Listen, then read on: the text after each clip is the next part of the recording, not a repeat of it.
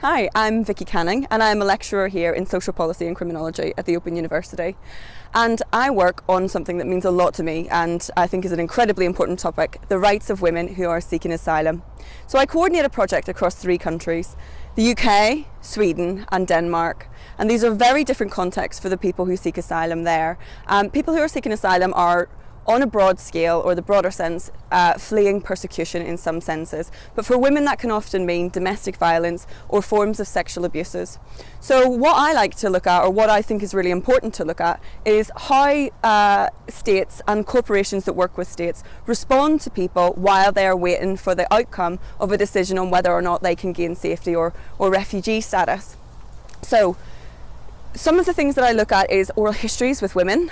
So while they're awaiting asylum in Sweden or Denmark, for example, people often live in what's called asylum centres. Now these can be very far away from cities, they can be really on the peripheries, and people don't have very much money to be able to go anywhere else. So I look at the ways in how some of the aspects of this can cause different kinds of harm. So how isolation can affect emotions, how lack of access to psychological or emotional support can affect or compound earlier forms of different kinds of trauma.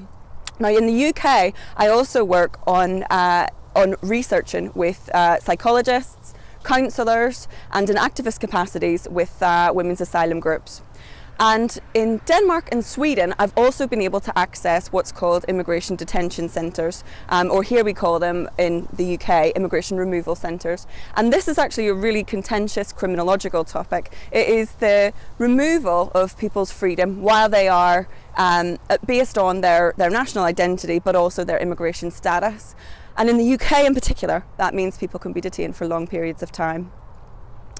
What I do get to see, though, is 2 sides of the story. One is the story of the state, whenever I interview, for example, custody officers or detention centre governors in the UK and in Denmark and Sweden, in the UK, but also with doing oral histories with women, I also get to see the everyday aspects of what it's like to seek asylum.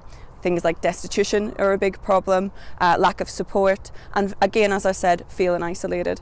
But really what I think that we should be thinking about is how we as states and the corporations that work with states that can be quite problematic can actually find ways to mitigate the kinds of harm that can compound emotional problems, psychological problems, and really not facilitate the kinds of freedoms and civil liberties that should be really integral to our responses to people seeking asylum and refugee groups.